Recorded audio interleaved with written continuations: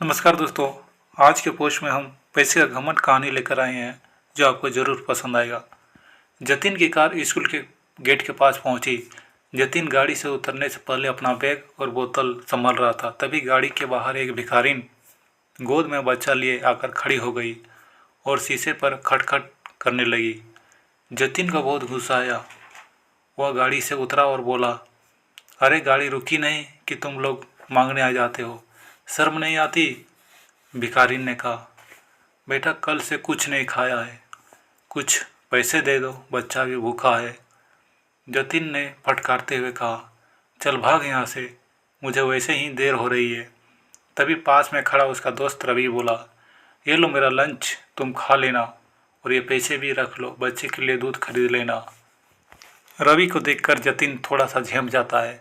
वह भिखारिन खाना और पैसे लेकर दवाई देकर चली गई। जतिन ने कहा, यार तू क्यों इन लोगों को सर पर चढ़ा लेता है? तुझे पता भी है कल से रोज तेरे पीछे पड़ जाएगी। वैसे अब तू खाएगा क्या?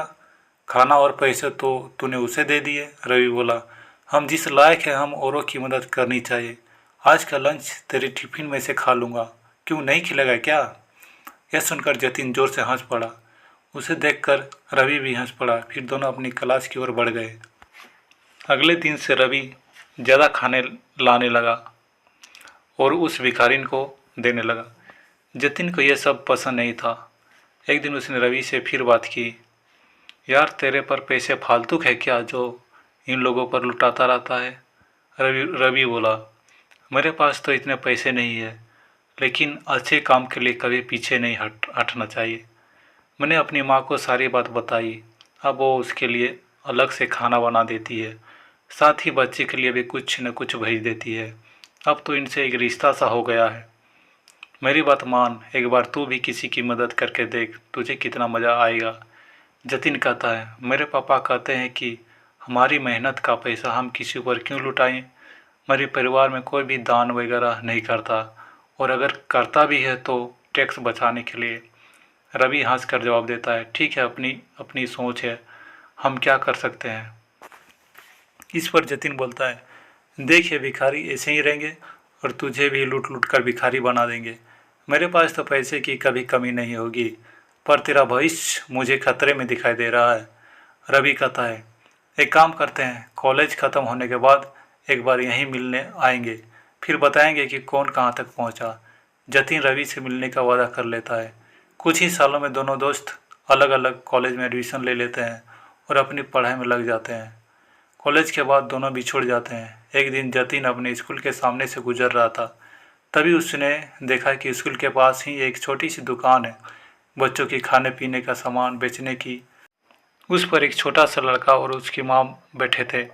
जतिन पहचान गए कि ये तो वही भिखारिन है जिसे रवि अक्सर पैसे दिया करता था। उन्हें देखकर उसे रवि की याद आ गई, लेकिन वह उसे कहाँ ढूंढे। कुछ ही देर में वह अपने ऑफिस पहुँच जाता है। ऑफिस में उसका मैनेजर जतिन से मीटिंग करता है। सर, आपके पापा के जाने के बाद पूरा बिजनेस ही ठप गया बैठ गया।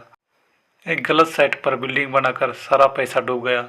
अब एक प्रोजेक्ट है, अगर हमें मिल जाए तो काम बन सकता है, वरना 2 महीने में कंपनी और घर दोनों नीलाम हो जाएंगे। जतिन बोलता है, मैं जानता हूँ, पता नहीं किसकी नज़र लग गई हमारे बिजनेस को।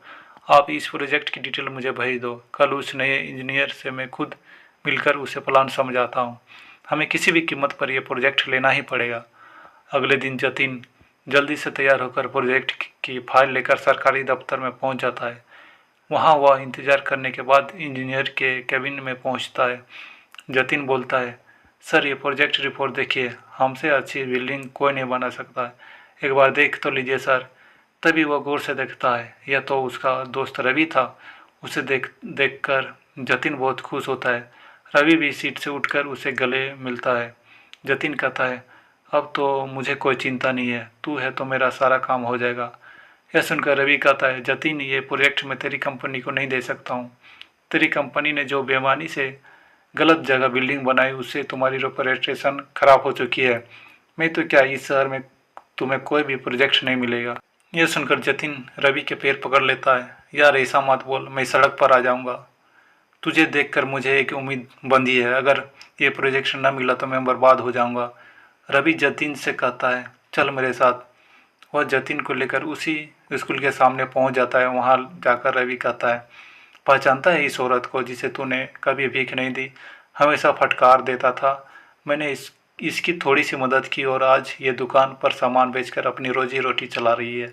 कोई मजबूरी में भीख मांगता है तो हमें उसका मजाक नहीं उड़ाना चाहिए।